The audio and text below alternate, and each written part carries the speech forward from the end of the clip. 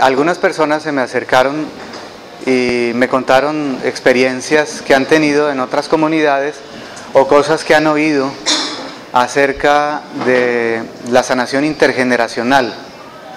Más lo que hablamos con el Padre y lo que el Padre dijo ayer, el Padre Carlos, yo creo que vale la pena, y eso convinimos con Marta, que aclaremos las cosas y las dejemos bien entendidas para todos.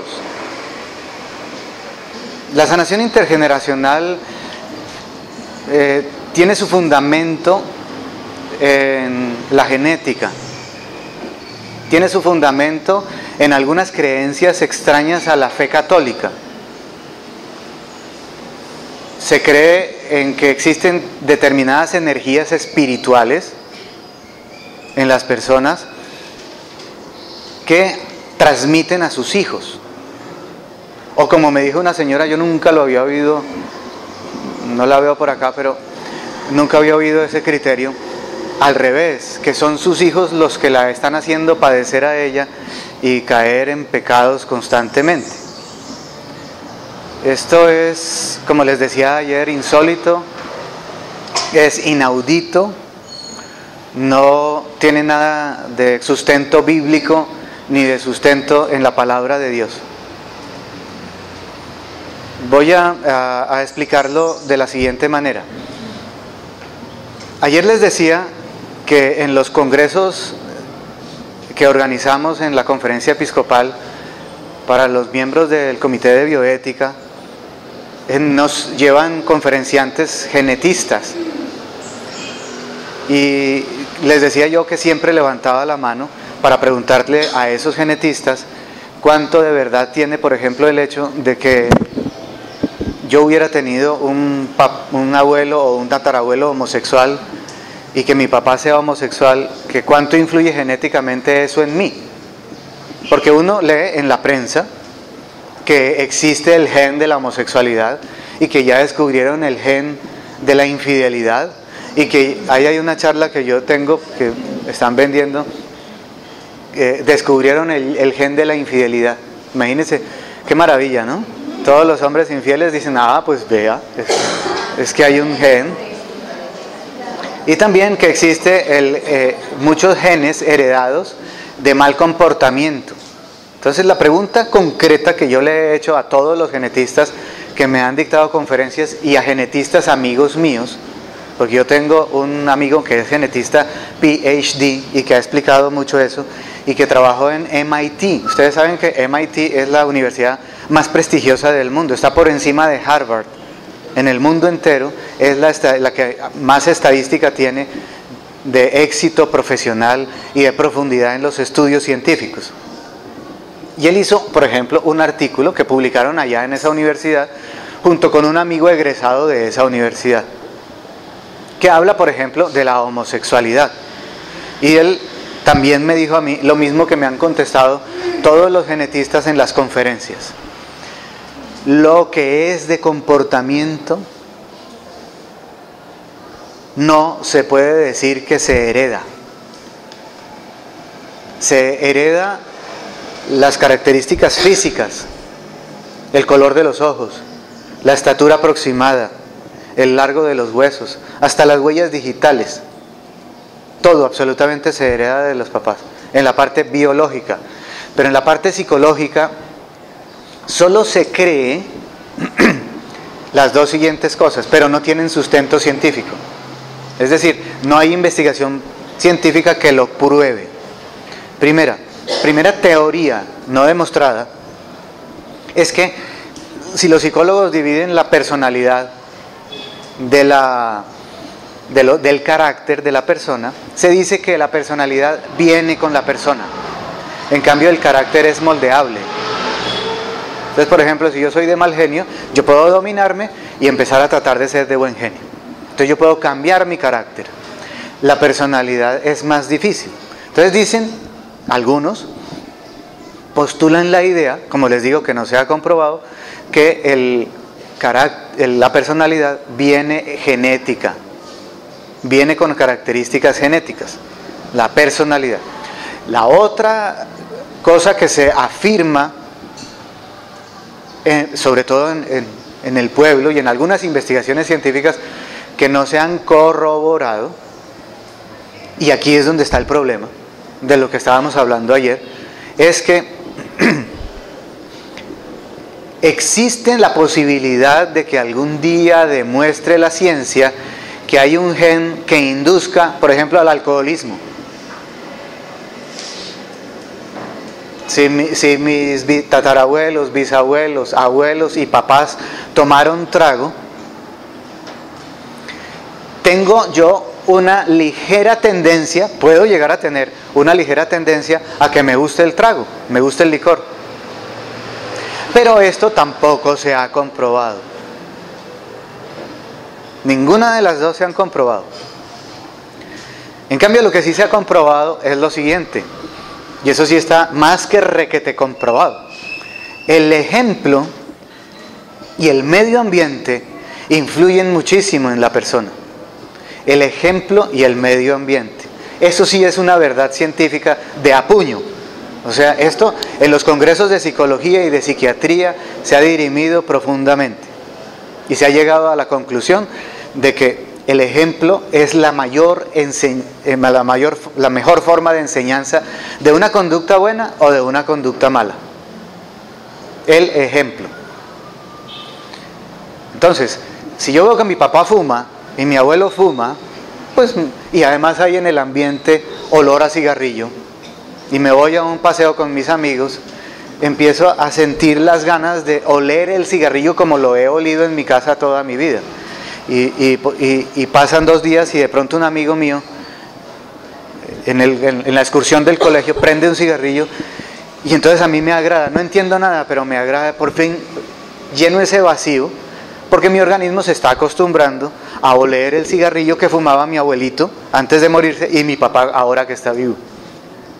Entonces le digo, déjeme, yo pruebo y fumo y aprendo.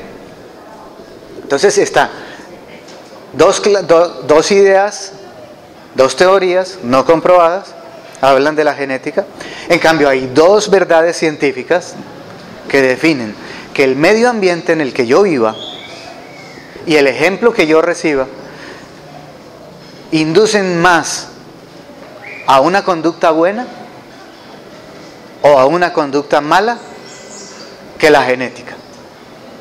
Entonces algunos genetistas postularon inicialmente, por ejemplo, esa idea, ¿no? Que el alcohol, que existe un gen para el alcohol, pero no estudiaron el comportamiento de los papás, de los abuelos, de los tíos y de los vecinos y de los compañeritos de colegio del muchacho. Entonces empezaron a creer que es que existe un gen por simplemente estadísticas. Miren, en esta familia hay más alcohólicos que en esta, entonces se ve que es genético. No. La investigación científica seria evalúa todos los elementos que pueden modificar la estadística. Por ejemplo, hay un medicamento, yo fui profesor de farmacología, por eso tengo autoridad para saber esto un poquito. Hay un medicamento que en nosotros, en la raza caucásica, no produce efectos secundarios, pero se los damos a un anglosajón, a un alemán o a un inglés de pura raza y lo mata. Entonces aquí hacemos una investigación en Colombia. Vamos a utilizar la zona del Huila, la zona del Tolima y la zona de Cundinamarca y les vamos a dar a 3.000 pacientes aspirina y 3 se brotaron. Entonces quiere decir que el 1 por 1.000 de los pacientes en el mundo les da alergia a la aspirina, pero eso no es lo mismo si lo hacemos en Inglaterra.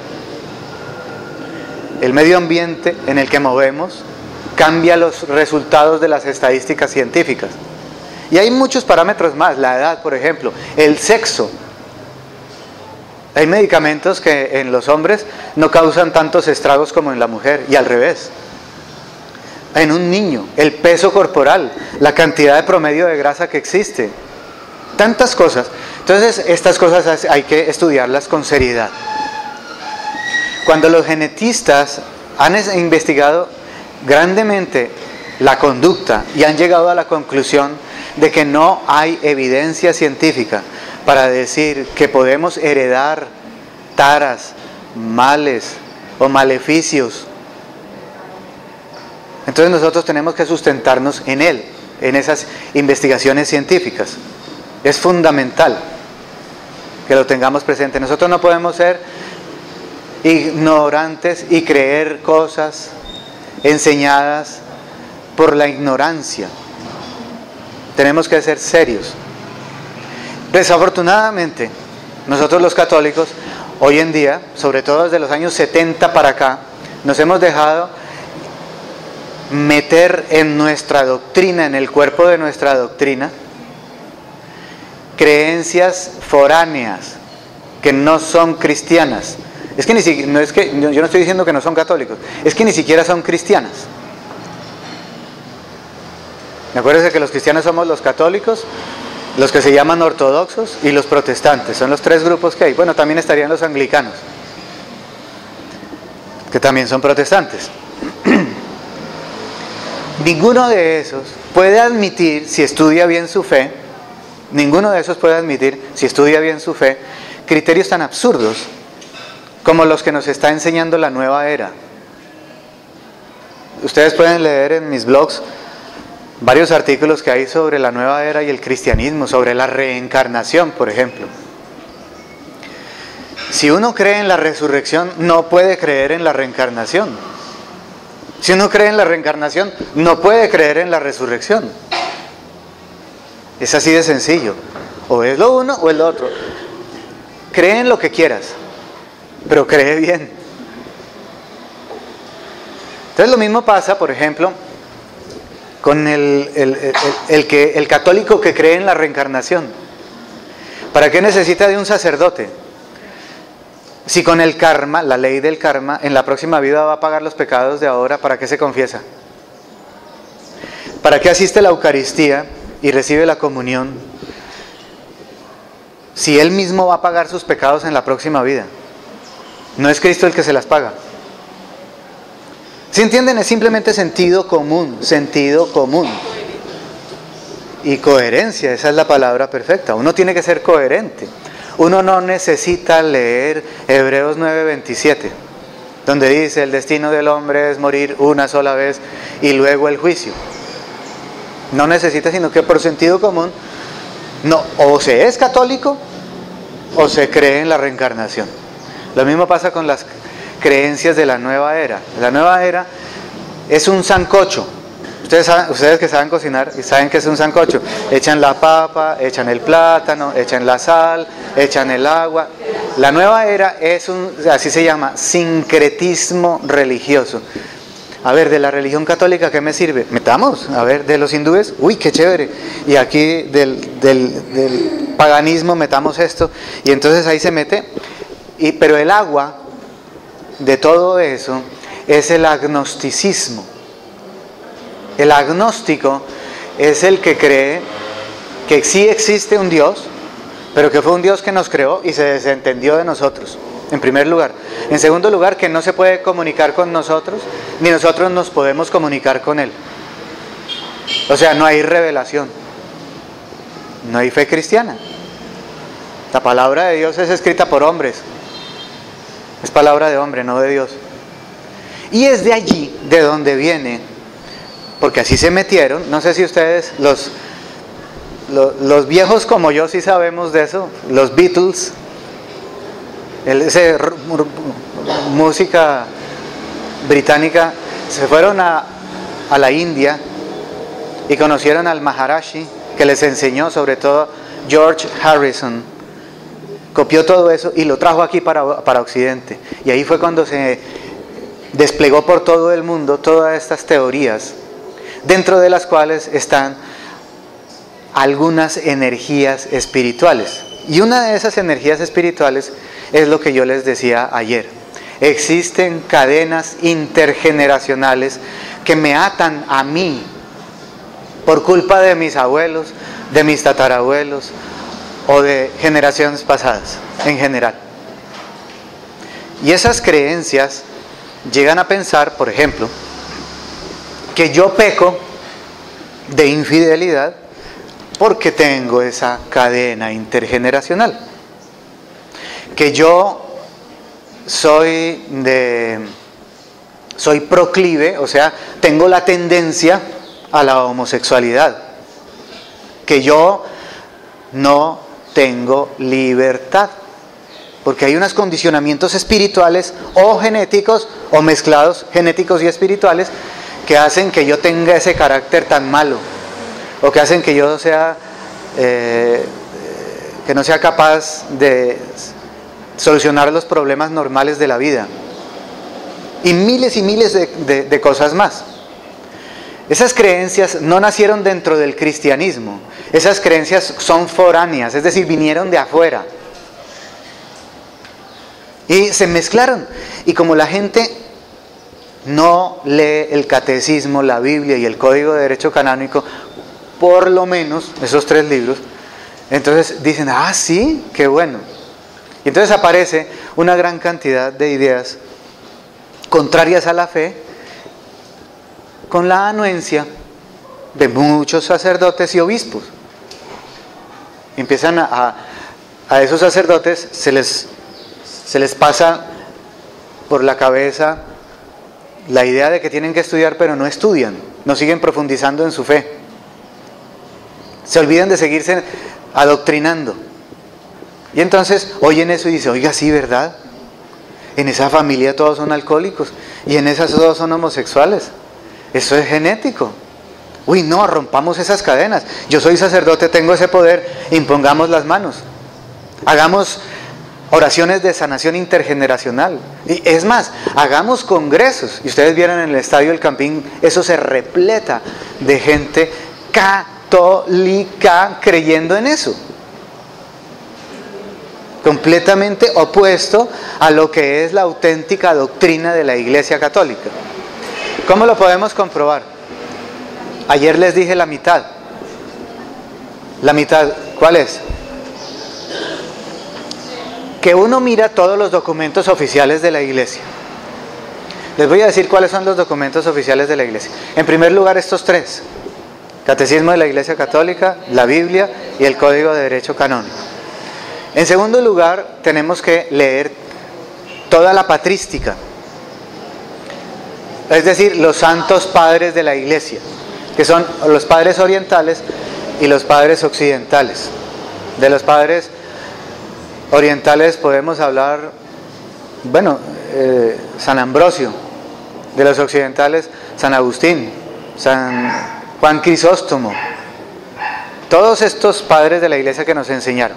Segundo, hay que estudiar la teología dogmática, la teología especulativa. Entonces podemos estudiar desde Santo Tomás para acá. También tenemos que leer los documentos oficiales de la Iglesia de los tiempos modernos, que son todo lo que quedó escrito en los concilios, en las encíclicas de los papas, cartas apostólicas, en todos los escritos de los papas, en los escritos de los sínodos, no tanto los arquidiocesanos, sino los sínodos que se hacen después de, por ejemplo, un congreso eucarístico.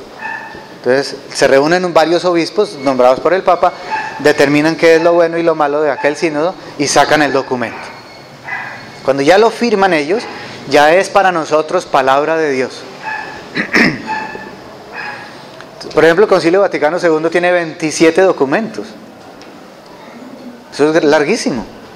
Ahí está todo. Uno lee todo eso. Y hubo un señor alemán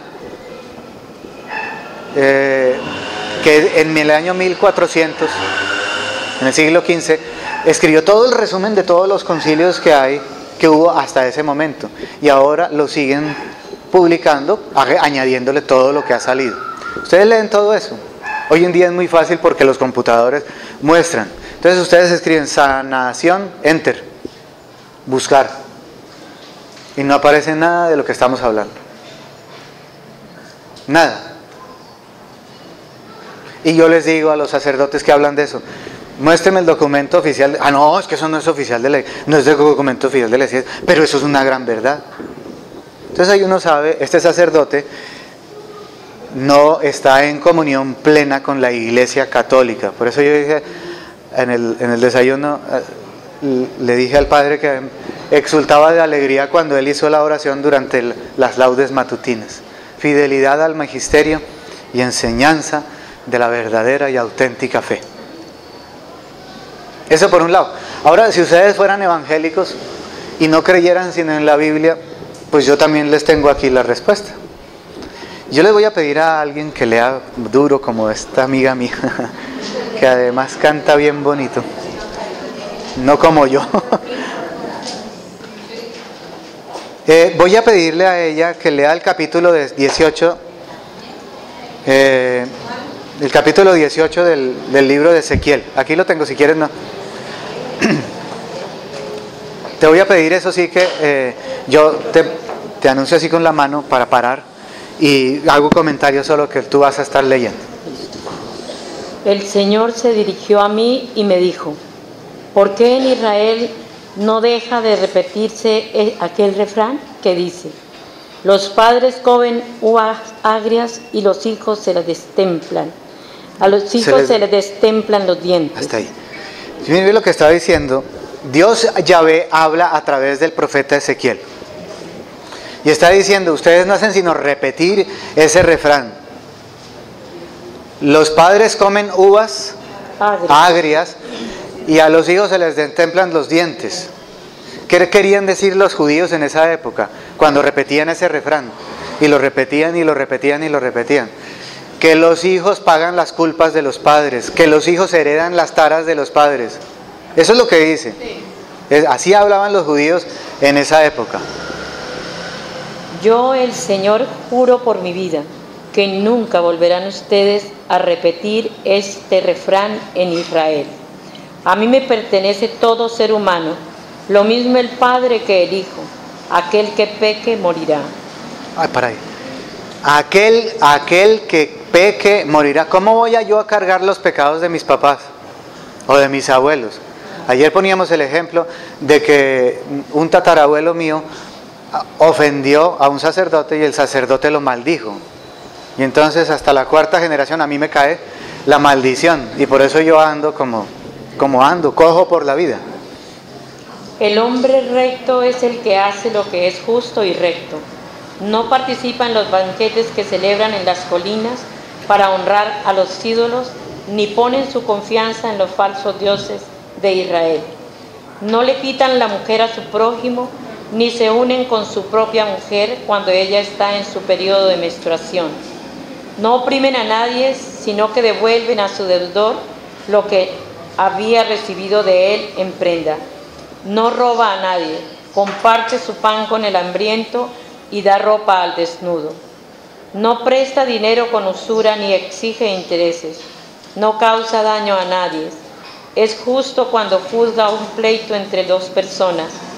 Actúa de acuerdo con mis leyes y cumple fielmente mis mandamientos. Ese hombre es verdaderamente recto y por lo tanto vivirá. Yo, el Señor, lo afirmo. Pero si ustedes hombres tienen un hijo violento y asesino, que hace cualquiera de esas cosas que su padre no hacía, es decir, que participa en los banquetes que se celebran en las colinas para honrar a los ídolos, que le quita la mujer al prójimo, que oprime al pobre y al necesitado, que roba a los demás, que no devuelve a sus deudores lo que había recibido de ellos en prenda, que pone su confianza en los falsos dioses y hace cosas que yo detesto, que presta dinero con usura y exige intereses, ese hombre no podrá vivir después de haber hecho todas esas cosas que yo detesto. Morirá sin remedio y él mismo será responsable de su muerte. Puede ser que este hombre a su vez tenga un hijo que vea todos los pecados cometidos por su padre, pero que no siga su ejemplo. Es decir, que no participe en los banquetes que se celebran en las colinas para honrar a los ídolos, ni ponga su confianza en los falsos dioses de Israel, que no le quite la mujer a su prójimo ni oprima a nadie, que no exija a nada en prenda cuando le pidan prestado, que no robe a nadie, sino que comparta su pan con el hambriento y dé ropa al desnudo, que no haga daño a nadie ni preste dinero con usura o intereses, y que cumpla mis leyes y actúe según mis mandatos. Ese hombre no morirá por los pecados de su padre, ciertamente vivirá. Perdón.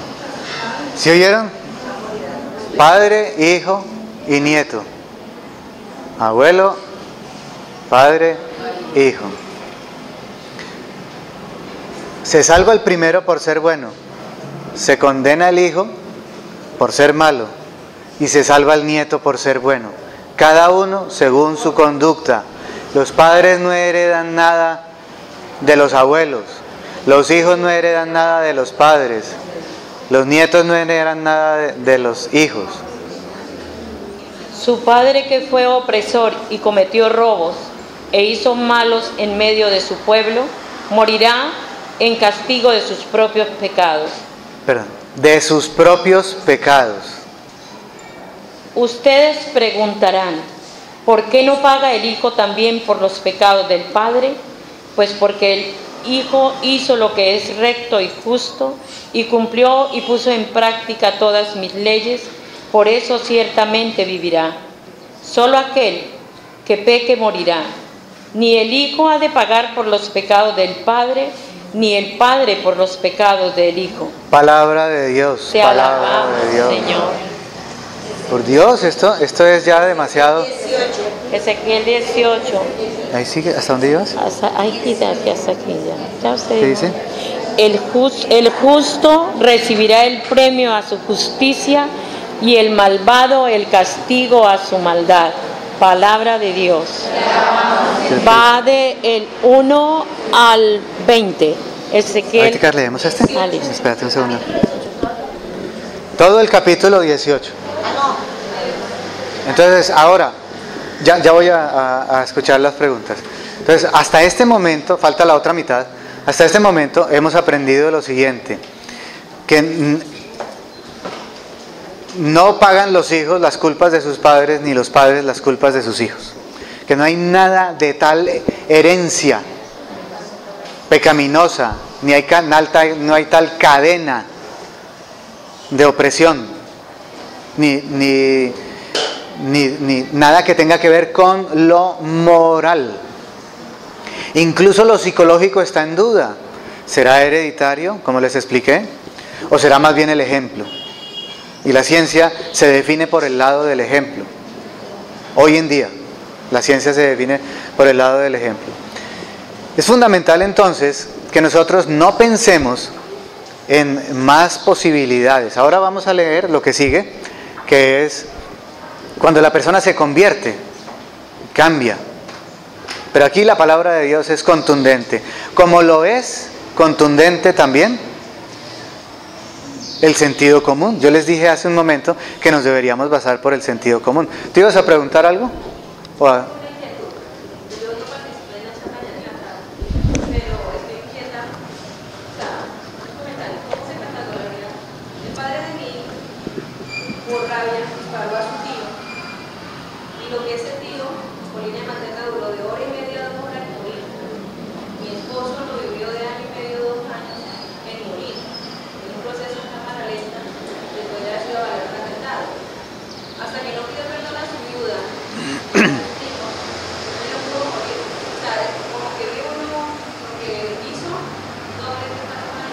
Coincidencia, punto final de la discusión.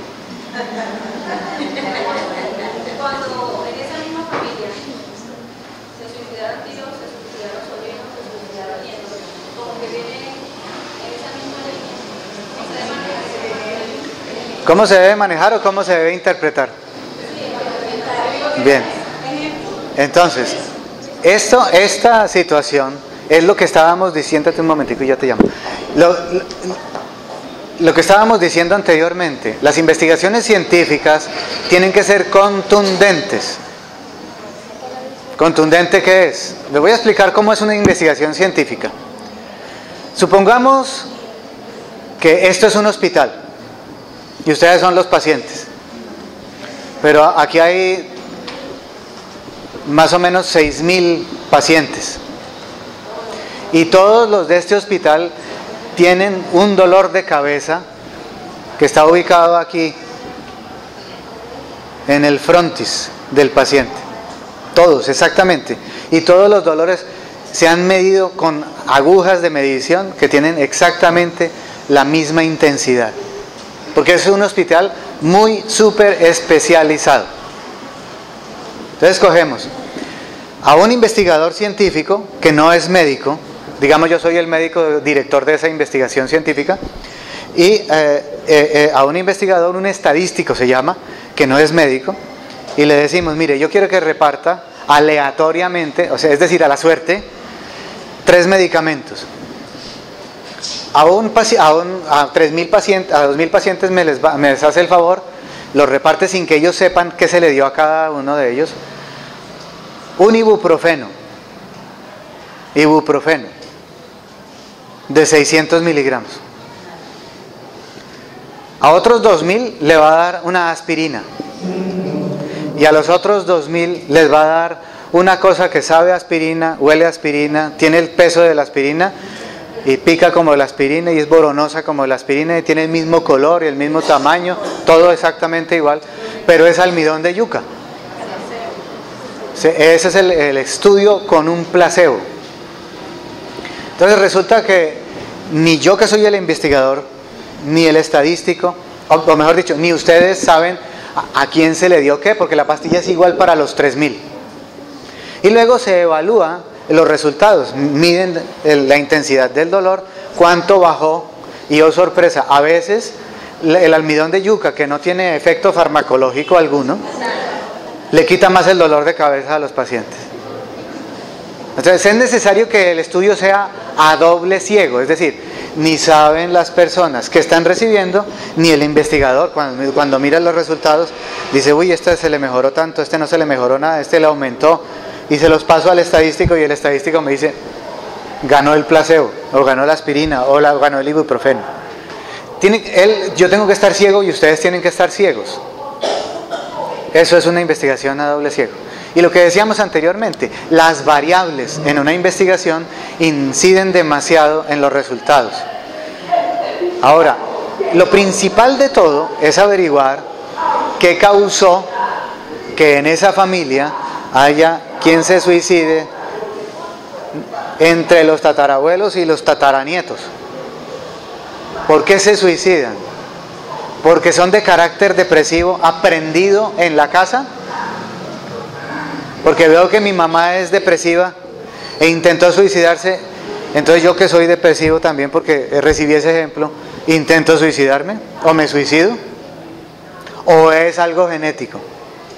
¿Cómo se puede comprobar? La única forma es que hagan investigaciones científicas sacando las células de la piel, mirándolas, a ver las características genéticas, cuánto inducen en el comportamiento de la persona. Y como les dije anteriormente, todos los genetistas me han dicho que el comportamiento no tiene nada que ver con la genética. Entonces la deducción que se debe hacer es que es el ejemplo y el entorno, el medio ambiente. Pablo, yo le quiero hacer una pregunta. Es que tengo una familia amiga que el abuelo de esa familia fue excomulgado por un sacerdote, y a esta familia de generación en generación le viene pasando una cantidad de catástrofes de las que no han podido reponerse. Yo que le he dicho a esta amiga, busque la ayuda de un sacerdote, pero hasta ahora las cosas siguen pasando. Y ya ella en este momento es como, los hijos de ella son como la 4ª generación de ese abuelo, sigue pasando. Una de las cosas que más produce satisfacción al demonio es que nosotros creamos en estas ideas no cristianas. ¿Por qué se frota las manos el demonio? ¿Por qué sonríe? Cuando uno de nosotros por ignorancia empieza a creer en esas cosas. Porque él utiliza el poder que tiene. Recuerden, cuando Satanás y los demonios, la tercera parte de las estrellas, Apocalipsis 12, se alejó de Dios, perdió la amistad con Dios, pero no perdieron sus poderes. Ellos pueden hacernos creer todo lo que quieran. En la medida en que nosotros nos alejamos de la buena doctrina, empezamos a creer en estas cosas, en esa misma medida, el demonio empieza a hacer de las suyas. para confundirnos y alejarnos de la verdadera fe. Aquello de que todo se devuelve, por ejemplo, las personas que piensan así, que dicen ser católicas y todo se devuelve, entonces el demonio también se frota las manos. Dice, esta señora está creyendo en eso, ahora le voy a hacer algo perfecto. A su mamá, como decíamos ayer, su mamá se portó mal con su abuela. Entonces ahora voy a hacer que su hijo se porte mal con su mamá. Entonces va a decir, ve que todo se devuelve en esta vida, y empieza a creer. Eso la aleja de la verdadera fe, y el demonio aprovecha la oportunidad y se siente feliz de que se alejen de la fe. Ya, es que voy a terminar de contestar la pregunta que hicieron y ya te atiendo. Entonces, lo peor que puede haber es que una persona, por ignorancia, empiece a sacar deducciones sin investigaciones científicas ni sin soporte en la palabra de Dios. Que dijimos que para los católicos no es solamente la Biblia, sino la tradición apostólica. Si uno empieza a sacar deducciones de esa, se entrega al demonio, y el demonio hace de las suyas. Obviamente siempre el demonio tiene que tener el permiso de Dios. ¿Y por qué Dios permite al demonio hacer eso? Para probarnos la fe, como lo aprendimos ayer. En el momento en que nosotros decimos, no, voy a creer solamente en lo que la iglesia cree, se glorifica a Dios. Cuando uno dice, rechazo eso, aunque sea un sacerdote que parece muy santo, el que está haciendo misas de sanación y misas de liberación y cadenas intergeneracionales, yo digo, no, yo creo en lo que manda la Santa Iglesia Católica creer, porque el Cristo fue el que la fundó, y Cristo la dejó protegida con el Espíritu Santo, con la asistencia del Espíritu Santo. Eso está en el Evangelio de San Juan, en el capítulo 14. Asistencia prometida por Dios del Espíritu Santo a la iglesia, para que la iglesia sea la única que sea capaz de interpretar las Sagradas Escrituras adecuadamente. Entonces uno debe rechazar esas creencias. En el momento en que ustedes, por ejemplo, van a una de esas casas deshabitadas por ahí a las afueras del pueblo, que están abandonadas, y empiezan a oír ruidos, y empiezan a creer que hay fantasmas, el demonio vuelve a frotarse las manos, porque los va a empezar a sacar de la auténtica fe, de la auténtica doctrina. No se dejen llevar por creencias sin sustento, propias de gente que no es instruida. Propias de gente que no es instruida. Son mitos populares, creencias que se van de boca en boca, como eso de que las ánimas benditas me están asustando. Eso no es cristiano, eso no es católico, eso está fuera del contexto de la doctrina oficial de la iglesia. Maduremos en la fe, instruyámonos, formémonos doctrinalmente. No necesitamos de nada de eso. En la revelación universal está todo lo que necesitamos para salvarnos y ser felices.